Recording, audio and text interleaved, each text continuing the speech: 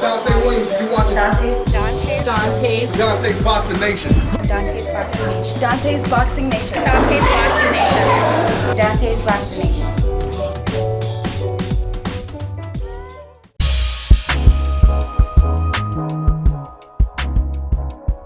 Dante's Boxing Nation, what's going on, guys?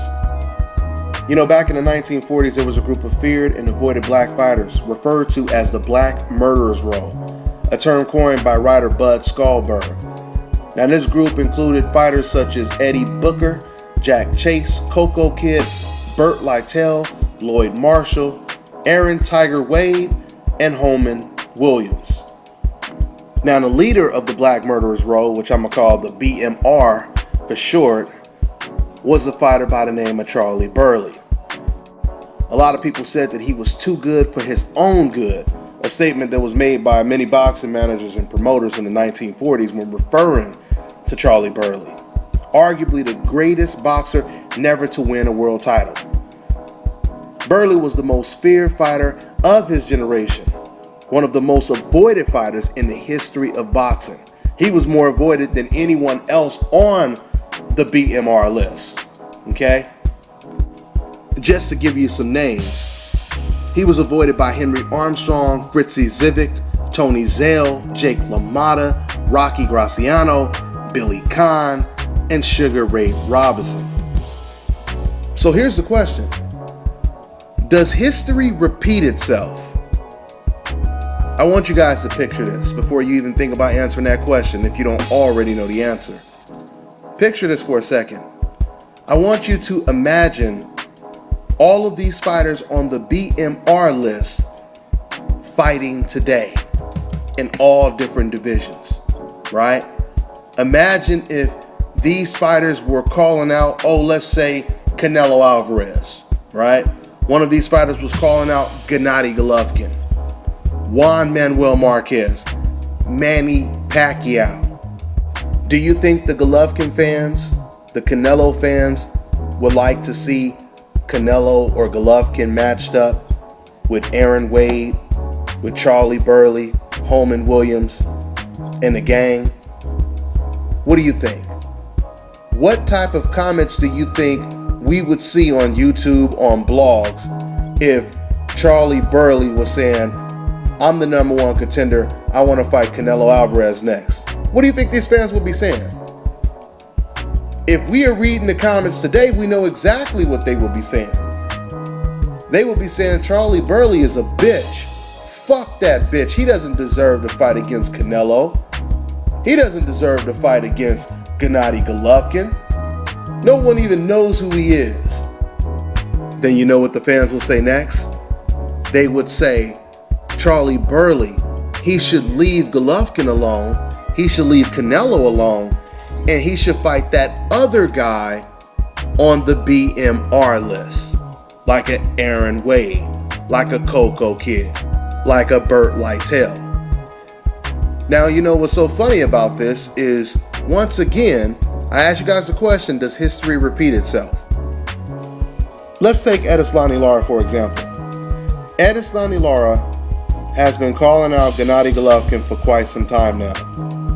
Edeslani Lara, we all know, is top 2, top 3, the best 154 pounder in the world right now. Now, this just goes to show you how tough, how much heart Edeslani Lara has.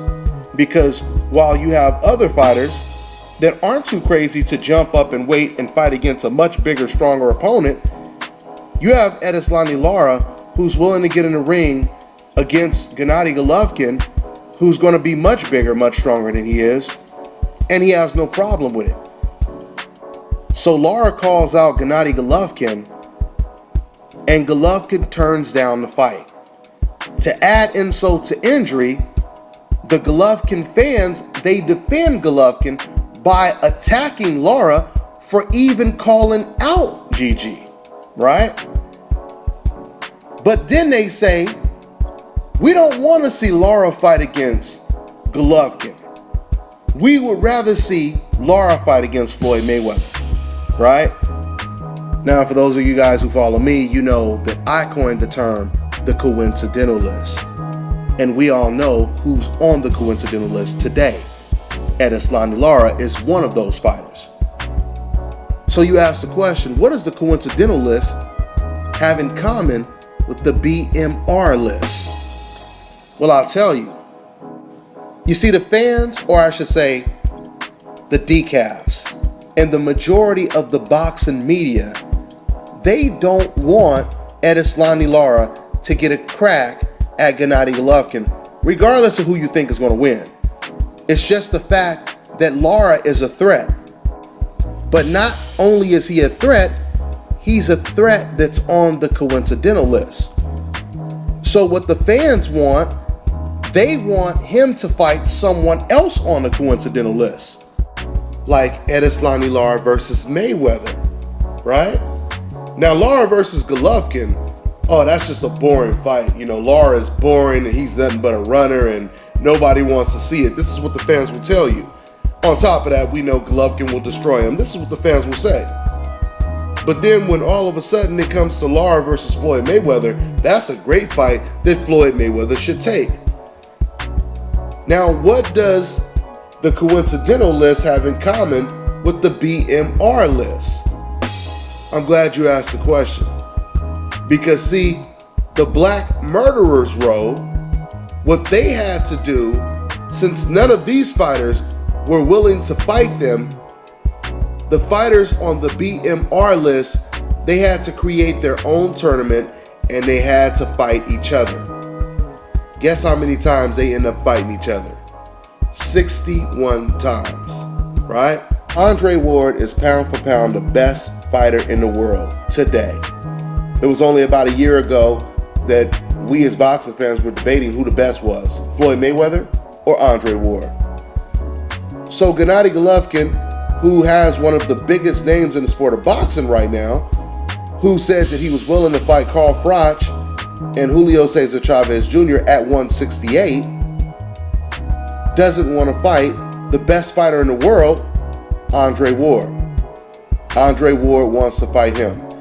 You know, recently, one of Gennady Golovkin's biggest representatives, I believe he's on Gennady Golovkin's payroll in some way, former featherweight champion Kevin Kelly, he just recently said that he believes that Golovkin versus Ward would be bigger than Pacquiao versus Mayweather.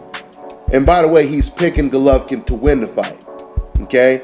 So the fact that you have someone on Golovkin's side saying this, we're starting to get a little bit of reality when it comes to this fight, how big the fight is. It ain't going to be bigger than Mayweather-Pacquiao, but I understand what Kevin Kelly is saying. He's saying it would be bigger than any fight that Golovkin has ever been involved in. But I'm bringing this all up to tie it in with the BMR list. Because you see, Andre Ward wants to fight against Gennady Golovkin. So fans, I want to ask you the question right now. To the diehard Golovkin fans, I want you to be honest with me. And when I say honest, I mean just be honest in your heart right now. We know what you're going to type on the internet is going to be totally different than what you really feel. So just be honest in your heart right now when I ask you this question. Deep down in your heart, you hope that Gennady Golovkin never has to face Andre Ward, right? This is not even a temporary thing where you just say you don't want to see the fight right now. You never wanted to see that fight. And you hope it never happens, right? You see, regardless how they answer the question when they type posts and all that kind of stuff, we still know what the truth is by reading the comments. I'll prove it to you right now. Do you guys ever notice that whenever a diehard Golovkin fan talks about this Golovkin versus Ward situation, if you notice, they never say maybe they should fight later. They never say things like, you know what, it's too early for that fight. Let that fight build up and then eventually it's going to be huge. They never say anything like that. You know what they say? They say, fuck Andre Ward. Andre Ward is a bitch. Andre Ward should go fight somebody else.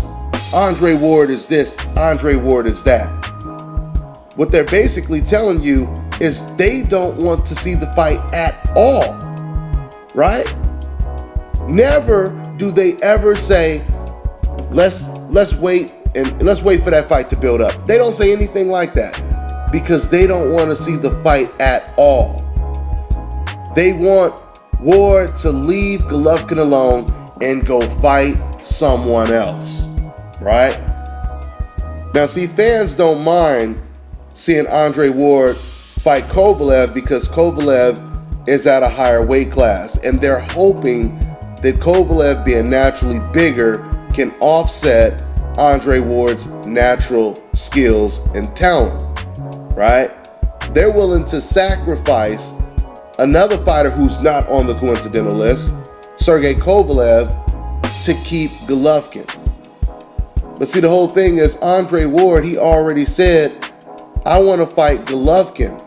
And then after I beat Golovkin, I want to fight Kovalev.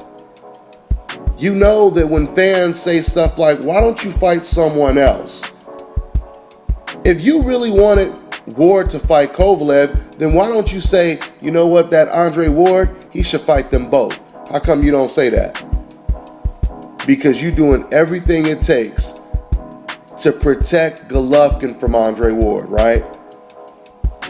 That's like Mayweather versus Pacquiao. Everyone's talking about Mayweather versus Pacquiao, and I say, fuck Pacquiao. Why doesn't he move up and fight Canelo? Why won't he fight Keith Thurman? Why won't he fight these guys? Why do you keep asking to fight Floyd Mayweather? Do you guys know how silly and stupid that would sound? We know that Floyd Mayweather versus Pacquiao is the biggest fight that can be made, right?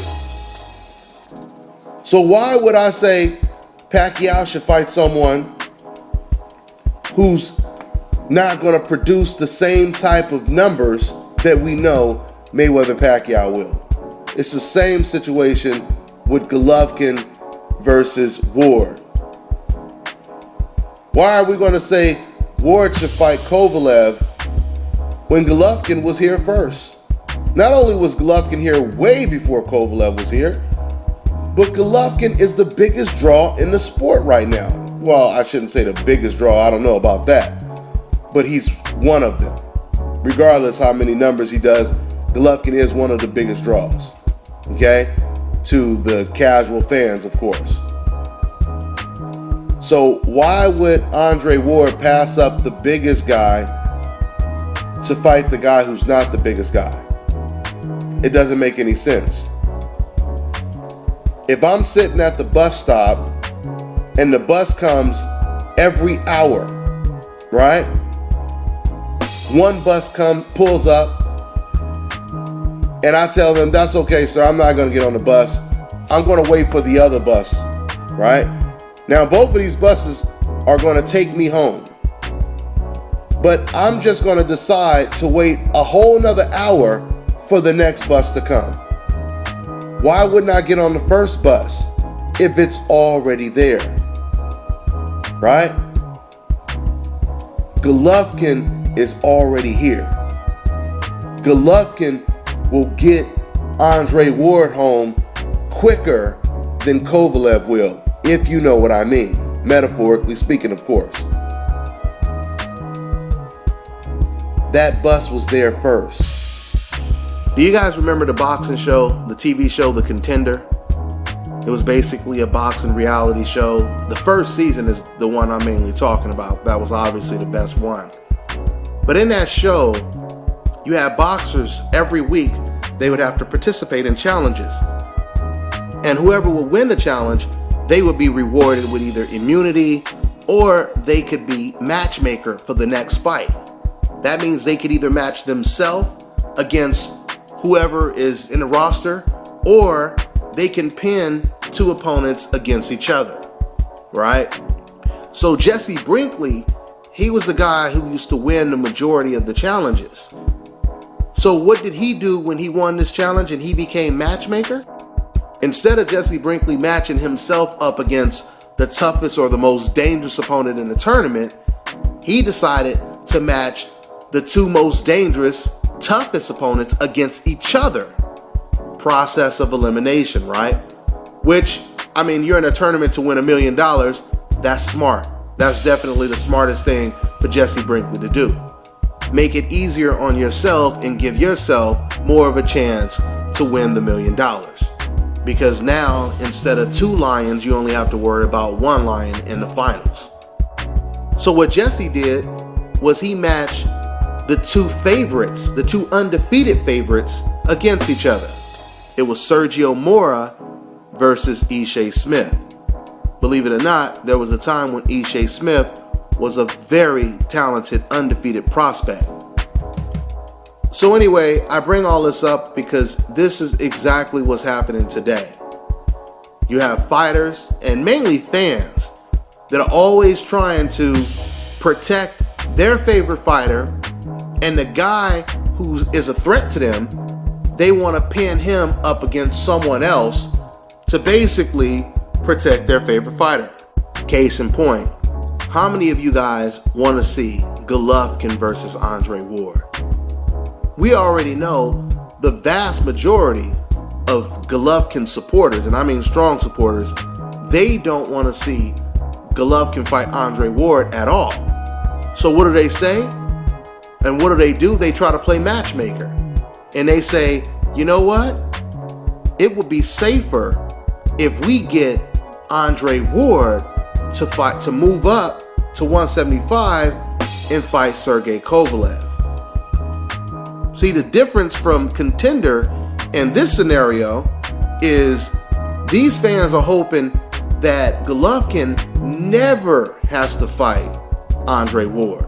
See, in a Contender, you have to eventually fight one of those lions, right? That is the difference. And once again, this is exactly what happened to the Black Murderers Row. They couldn't get any of the popular names to fight them, so they all had to end up fighting against each other, right? This is what we're starting to see a lot of today.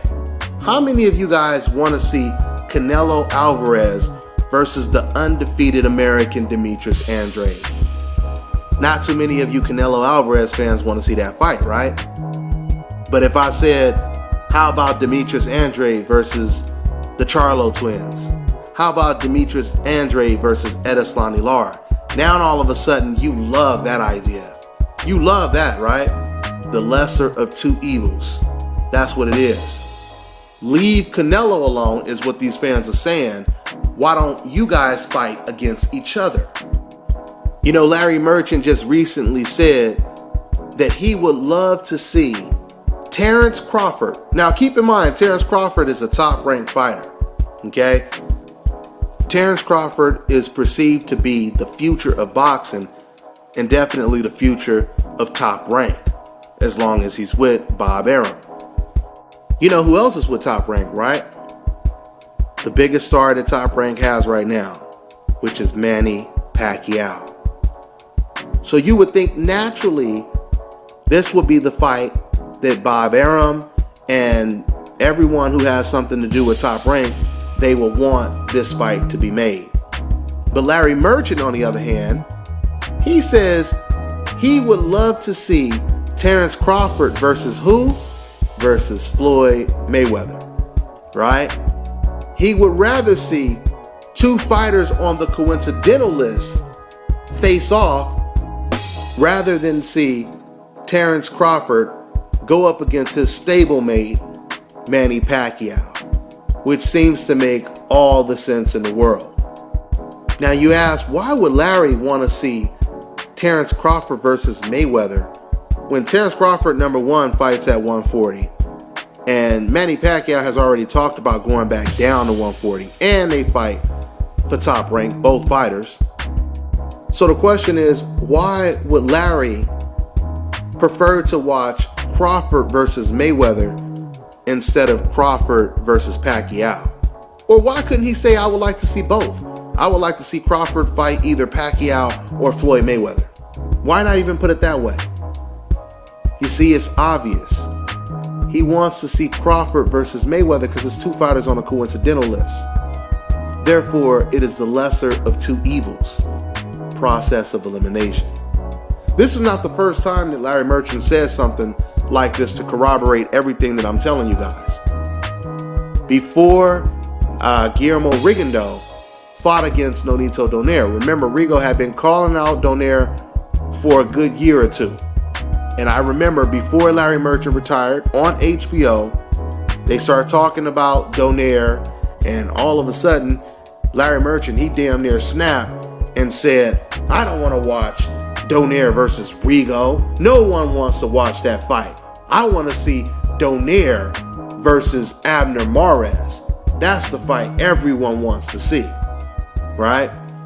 And Jim Lampley, who's also called a lot of Guillermo Rigo fights, he really had no interest in Rigo fighting against Donaire.